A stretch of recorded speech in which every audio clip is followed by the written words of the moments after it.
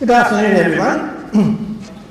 The story of evolution must qualify for being the greatest story ever told, because it really contains all the other stories that can be told. The story of evolution is almost a series of stories within stories within stories. And the story of the earth is just, in many ways, one tiny part of the story of the cosmos as a whole. You'll notice that I'm using the word Genesis in each of the titles, and by the word Genesis I don't mean beginning, I mean the process of becoming. The universe as a whole is expanding. It's still in the process of becoming, although it had a beginning, as we saw, with the Big Bang. The earth itself is still in the process of becoming. Our lives are such an infinitesimal millisecond of cosmic time that to us everything seems constant. But in fact, when you look at it over a long period of time, everything is changing all of the time. Well, what about the Earth? Somewhere in space, at least 5 billion years ago, something happened. It was one of many cosmic chance events. Even the Big Bang may have been a chance event, we can't say. Certainly the coming of the Earth resulted from a chance event that is called a supernova. Now, a supernova is the explosion of a star, just as the Big Bang, in many sense, was the explosion par excellence. But the explosion of a star itself is so enormous that its brightness outshines the galaxy in which it is found. In a galaxy, it doesn't happen all that often. The supernovas that have been observed within our own galaxy are dated AD 185, 1006, 1054, and the last one was 1604 and was observed by the great astronomer Kepler. You'll see, even in our galaxy, they're not awfully common. But of course, they take place in every galaxy. And there are so many galaxies, as we saw last week, that of course, on any particular night with a very good telescope, you can see 2 or 3 supernovas taking place. But until we had the telescopes, we couldn't see them. Now, in this stellar explosion, there is an immense outburst of nuclear energy, far outweighing our tiny little nuclear bombs. Indeed, so much energy comes out of a nuclear explosion, and so fast that it throws out more energy in a matter of perhaps a few months than the sun does in its whole history of some 9 billion years. Now think of the energy from the sun. On the Earth we get only a tiny little bit of it, but it's going all around the sun all the time, and it will do that for a period of about 9 billion years. All that energy comes out of a stellar explosion, a supernova. And as it does so, it spreads into an enormous cloud called a nebula. Here is a supernova as a cosmic event that has been. That's not in our particular galaxy. And as it does so, it acts like a super nuclear furnace. And that's the importance of a supernova so far as we are concerned, because by nuclear fusion it creates all the known elements, 92 known to us. You see, before that and from the Big Bang there was only hydrogen and helium, the two simplest of the elements, and mainly hydrogen. But out of a supernova comes the dust that is scattered far and wide, containing all the other elements in various quantities. Now there is the nebula caused by the 1054 supernova. It's still, as you see, very visible. It's enormous in extent. Now what happens? Well, within that cloud dust, all the heavy elements, of which only a few are mentioned here, in the centre there, iron and silicon and oxygen, carbon and so on. They have all been created by a supernova and did not exist before supernovas created them. Now you saw this last week when I was showing that stars have a kind of life cycle. And here is the supernova, some of which gets caught up in a black hole, but some of it in it gathers together as a nebula here. And out of that nebula there gradually comes another star. Well, it was from such a supernova about 5 billion years ago that a solar nebula was formed, and it took 500 million years for the dust in that nebula slowly to gather together by the simple force of gravity to form a star, our sun, which was formed over that long period from that nebula. The solar wind blew away all the rest of the dust, some of which gathered into planets, like the Earth on which we live. Now, you've probably seen many examples of our solar system with the sun and its 8 planets. But what needs to be emphasised is the fact that that is not to scale at all. It's only to help us get it all in one picture. There's no way we could make a picture of the solar planet, of the solar system, simply because the Earth is so enormous, the Sun is so enormous compared with the other planets. And then there are the distances, as well as the fact that the planets themselves vary in size. Here is Jupiter. It's tremendous compared, say, with the Earth here. And the distances away from the Sun are enormous, so that if you were to reduce the Sun to the size of a tennis ball, the furthest planet would still be 3,000 miles away. Can you imagine it? Well, outer space, of course, can only be measured in light years.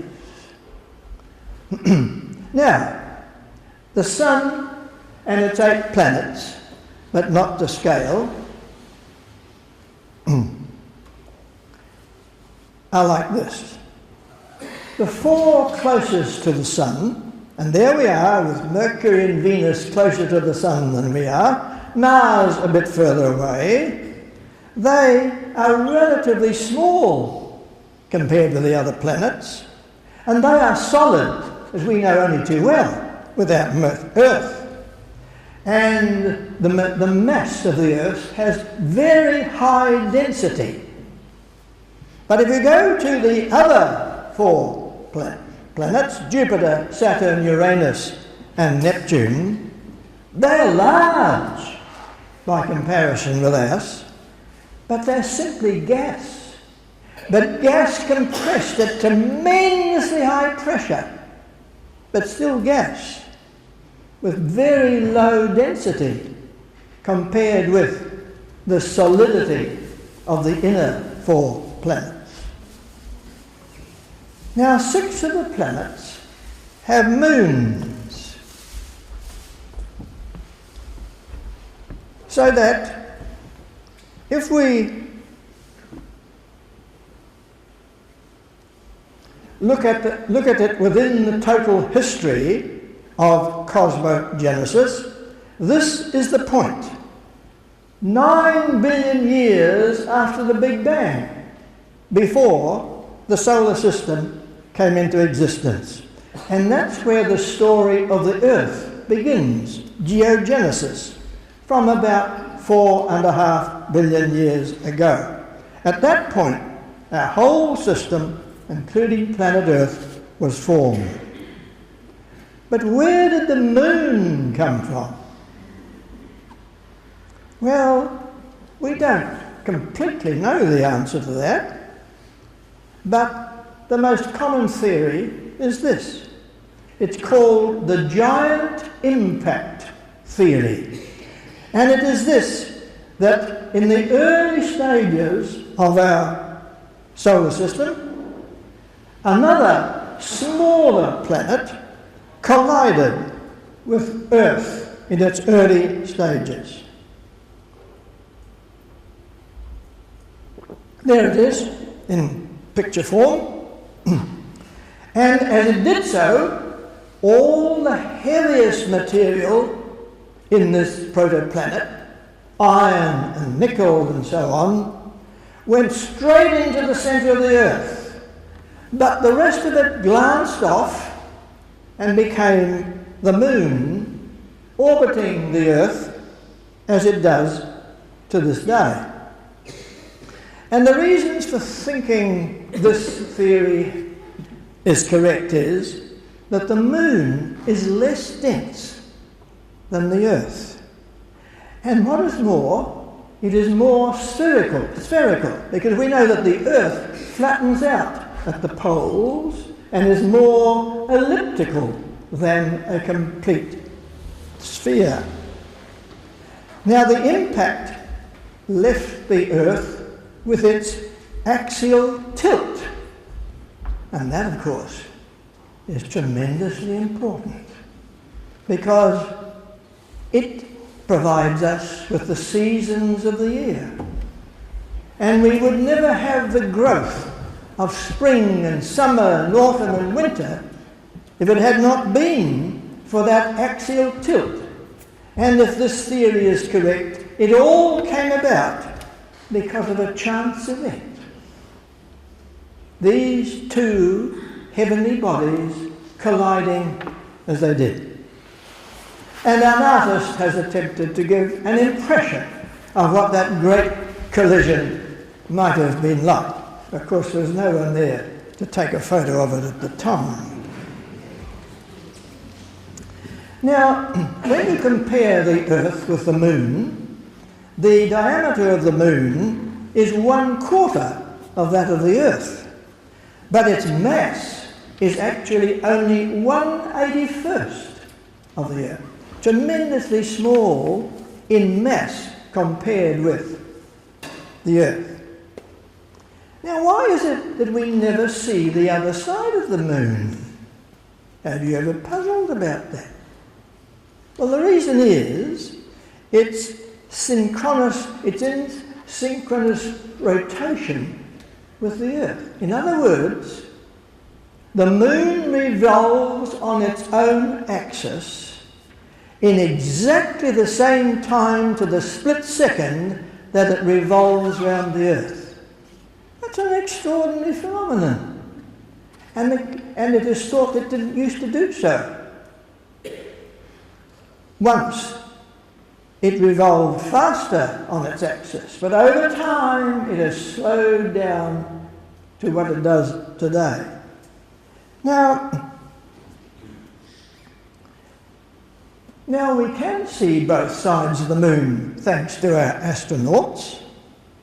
And I want you to look at the right-hand side. That's the other side of the moon, which we don't normally see. And what you can see there are great pock marks, enormous in size really, left by heavenly bodies which have crashed into the moon. Now, notice there's more on the other side of the moon than on this side of the moon. And that possibly tells a story. In other words, as the moon has orbited round the Earth, and from time to time, with millions of years in between, some enormous object from space has come in our direction, the moon has collected it and saved us from it. Lots of chances in the story of the Earth. Of course, we still get them. We still get meteorites. They are relatively small, and most of them, of course, are burnt up in the atmosphere because of their size. So that wherever you see what's commonly called a shooting star, that is a meteorite from space coming at a fast speed in our direction. We are being continually bombarded by these. Indeed, it's known that at least 40,000 meteorites that we know of have fallen to the Earth. So, at any time, one might come, hopefully not direct to us. Now we've got the Earth in its beginnings. What happened thereafter? Well, geologists divide it into ages. And the first age is known as the Hadean age. And that lasted 700 million years. 700 million years. Before the next stage, which is called the Archean age, which by Greek etymology means the beginning, but it wasn't really the beginning. And then that was followed by an even longer age, which is called the Proterozoic, which means the first signs of life. We know now that life actually began a bit earlier. It actually began during the Archean period. But once you've got a term like that, you can't change it any more than we've bothered to change the word atom, which really means non-splittable. Well, that was an old-fashioned term once the atom is split, but we still keep the term for atom and we keep the term for Proterozoic. And the last stage is the Phanerozoic, and that comes from Greek etymology meaning the appearance of life, because only at this stage would you ever have seen life. Before this, the life was quite invisible to the naked eye. Now, let's look at the first period for a moment, the one that lasted 700 million years, called the Hadean. That was the term given to it as recently as 1972. Have you spotted, by the way, why it's called the Hadean? It comes from the word Hades. Because in this period, the Earth's surface was a hellish, molten surface, expelling carbon dioxide and steam, or water if you like, in gaseous form, methane and ammonia. Someone has tried, an artist, to picture what the earth looked like. Quite uninhabitable. Indeed, no life at all could survive for the first 700 million years. But then, very slowly, the earth began to cool. But it took 1 billion years to do so. 1 billion years for this hellish earth to cool, and to cool into basalt. So that the basalt rock, of which we have there an example, is the kind of crust that began to form on the cooling earth. Now, if we take a segment of the earth from the inwards to the outwards, this is what we see. In the centre, there is a very solid core of iron and nickel. But as it moves out, it becomes more ductile until we get up here in an area called asthenosphere. It's almost liquid. And that's very important because that's where the mass comes out of a volcano, as we shall see presently. Then, of course, we have the lithosphere, the hard crust, largely of basalt in the early stages, and the mountains and the sea. Now, let's look more now at this upper level, the asthenosphere. And up above you'll see the continents and the oceans, and this is this simple crust of rock, hard, which is the lithosphere. The word asthenosphere was chosen because it means the weak sphere. It's not permanent. It can move about. It can be fairly hot or warm, and therefore more in a liquid form. And it's the knowledge of this that has given rise to and supportive of the theory of tectonic plates. Now, this theory wasn't postulated until the 1960s, though it is very well accepted now. And it is this, that the hard surface of the lithosphere is actually in plate form, which move about as they float on the asthenosphere. Of course, they float very slowly, and in a lifetime hardly noticeable at all. But they do float and move around. And as they do so, they collide and exert an enormous pressure at the places or the lines, the fault lines, where they actually meet. And it is these fault lines which we have the earthquakes and the tsunamis falling. All because of the way in which the tectonic plates are slowly moving around and moving up against one another. So eventually they push up the mountains. The Himalayas, the Andes, the Swiss Alps, the New Zealand Alps all show that they have resulted from these pressure points. Now, there are 15 major tectonic plates forming the lithosphere of the Earth. But it is better for us if we look at the 7 major tectonic plates. And here they are. There is the tectonic plate of Eurasia, one major continent. Then there is that which forms Africa. Of course, you'll notice that the boundaries of the plate do not always go around the boundaries of the continent, but go into the sea underneath. And then there is the Indo-Australian plate. In other words, India and Australia are on the same tectonic plate.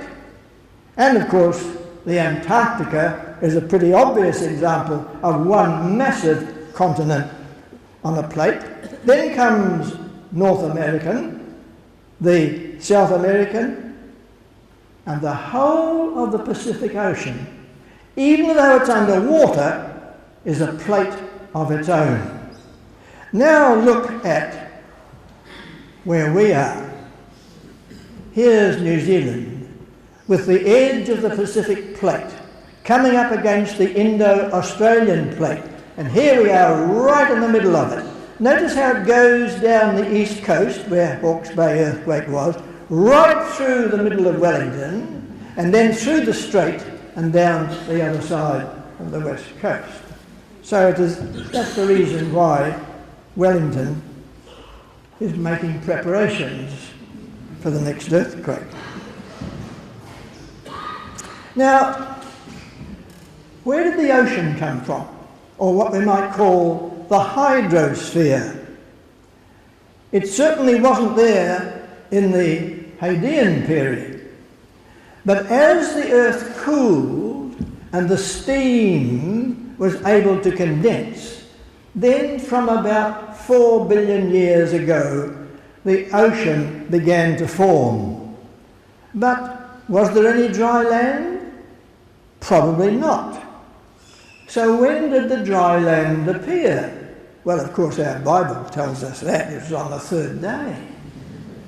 Indeed, it came about because God said, "Let the dry land appear, and let it bring forth vegetation." Well, that's what we're going to try and see, but it's certainly not on one day.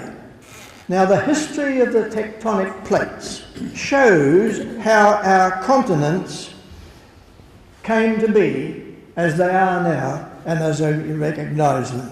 Going back to our Geogenesis story now, of 4.5 billion years, the first land mass, now called appeared only about 3 billion years ago, and parts of that original landmass are believed by geologists to be in Australia and Madagascar to this day. The rest of it has been overcome by other forms and lost to sight. But let's follow the history of Earth. Then, that's the point in Geogenesis when it first began to appear. But by 2 million years ago, it had become part of a larger supercontinent called Columbia. Of course, I'm going through time pretty fast, you'll notice. And so that 1 million years pass, and now has become part of another continent called Rodinia. Now we travel in time again to only a little over 550 million years ago, and has become part of the continent known as Pannotia. Now, here is an attempt to picture Pannotia in the big yellow there. It's hypothetical in the sense that this is the kind of conclusion geologists come to by studying the rocks. And by 1997, Pannotia, therefore, was the major dry land on the Earth. But some 10 million years later, it began to break up into Laurentia, Baltica, Siberia, and Gondwana, which most of you will have already heard about. But having broken up, these parts came together again by about 300 million years ago, and they recombined to form Pangaea. Now that's a word of Greek etymology, which really means the whole Earth. In other words, the parts had come together again to form the whole Earth. And at this stage, you can see some of the later continents. For example, here is North America, here is South America, here is Africa, here is Australia there, Antarctica there, Eurasia up here. And about 250 million years ago, here is another picture of Pangaea with all these countries that I just referred, all these continents, they're still in one piece, as it were. And then it began to break up, mainly into two parts, Laurasia, which gives us Eurasia, and Gondwana, out of which South America, Africa, and Australia eventually came. So that here's a better picture of Gondwana, in which the countries or continents are clearly to be seen, and it's the reason why South America is shaped as it is and seems to fit neatly into Africa. While here is Australia, and Antarctica, which was to go further south and go over the South Pole, and India here is part of the Australian plate. Now, Gondwana land eventually also broke into continents. And by only 180 million years ago, we can say it, only 180 million years ago, Africa and South America parted company, though the lines of these continents still clearly fit into one another. And the Atlantic Ocean opened up between them. Then about 125 million years ago, Africa, India and South America broke away from Gondwana land, going to their respective places, while Zealandia left Gondwana land only 85 million years ago. It's been from that time on its own. 45 million years ago, India, going north, collided with Asia, and in doing so has been throwing up the Himalayas as a result of this great collision between the tectonic plates. Antarctica went south and moved over the South Pole, and then Australia broke away from Antarctica to its present position. South America and North America then joined up by the narrow isthmus as the Panama Canal. Now, during this time, there have been 5 ice ages. And the first one lasted 300 million years. The last one, the last glacial period, ended only 15,000 years ago. And we are now enjoying an interglacial period. When I was about 10 years of age, my grandfather gave me a book on the ice ages, and I think my interest in these things started from that time. Later on, when I grew older, I wondered why he had given me this book, and I realised he had probably been to hear an overseas lecturer who had come early in the 20th century, called Joseph McCabe. He was a Roman Catholic priest who left the priesthood as he studied geology and became an agnostic religiously, but he went round the world, he was a very good scholar, went round the world lecturing on these things that I'm talking about today, and Morris G's grandfather chaired one of the meetings that he took in Timaru, so I had the feeling that probably my grandfather went to see them too. Well, he certainly stimulated my interest, as you can see. Now, the last ice age in the northern hemisphere is well portrayed here, and notice that the whole of Great Britain, Scandinavia and all that is completely covered with ice. Here's Greenland, and how ice covered nearly all, right down into what is today United States, And here, of course, are the great Himalayas, where a very big period under ice. Now, the ice was 3 to 4 kilometres thick. In other words, it had absorbed a tremendous amount of the Earth's water, so that the oceans were now about 120 metres lower than they are today. That gives you some idea of the tremendous changes that can take place over a period. Now, before we come to an end, we've got to go back a bit to the Archean period. In the Archean period, following the Hadean period, there was still a lot of volcanic action, lava flows, they were relatively common, but the first signs of life occurred in the form of single-celled organisms. I'm really encroaching on the next lecture, which is to be on the emergence of life. But it is necessary to bring it in here for the simple reason that the emergence of life was destined to have a very important impact upon the history of the Earth. In other words, the Earth and life have in fact lived a kind of symbiotic form of existence ever since the Archean period. Because what happened was the formation of blue-green algae forming in the warm spots. And here is a large bloom that has been, this is the one that actually took place.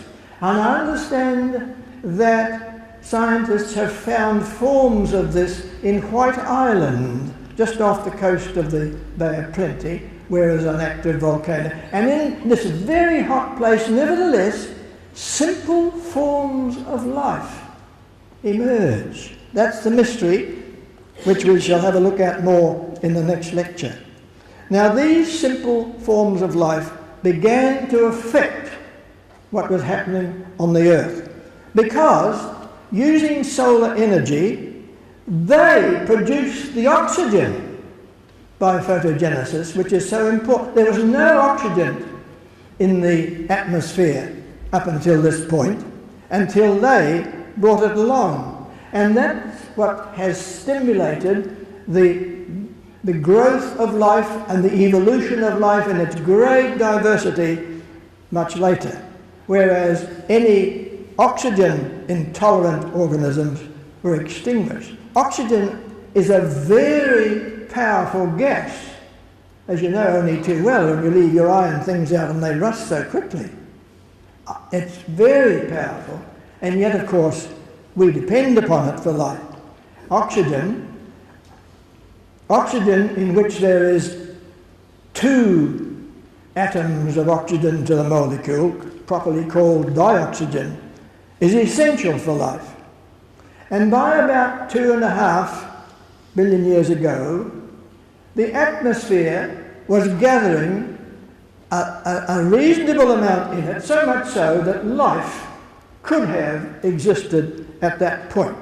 When it did come into being in its fuller form, the oxygen was already there. And now, of course, it is 21% of the air in which we live, while most of the rest, 78%, is nitrogen. But also essential for life is another form of oxygen, which we've mostly learned about in our own lifetime, and that is ozone. Because as the oxygen moves up into the stratosphere, the molecules break up into single atoms of oxygen, which immediately then join other forms to form ozone, which has 3 atoms of oxygen in the molecule. And that, of course, is essential for us because it protects us from the dangerous sun's radiation. In other words, life would have been killed off straight away by the powerful nuclear energy of the sun. And by about 600 million years ago, there was sufficient ozone to give protection to life, which is, we shall see in the next lecture, suddenly burst out in all directions at a very fast rate. Now, in the meantime, we find that the land mass of Pannotia had been invaded by this single cell life. It began in the sea, but it began to move into the land. As we shall see next time, the greatest form of life in the earth still consists of bacteria. And they have played a very important role in what was to happen, because in invading the dry land, through chemical processes, they produced the soil. You see, we know that you can't grow plants without soil, but there was no soil on the earth until the bacteria helped to make the soil. And that is known as pedogenesis, that is the coming into being of soil, or soil creation, which is also necessary. It's a necessary prerequisite for other forms of life. And it prepared the way for plant life. Once again, plants were the second form of life to invade the land. So when the earth had a stable hydrosphere, sufficient oxygen in its atmosphere, a layer of ozone in the stratosphere, and soil on dry land, it was now ready for visible life to evolve.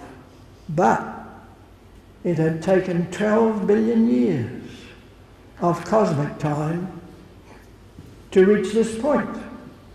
And it had taken nearly 4 billion years of Earth time to reach the point where the Earth was ready for life to evolve.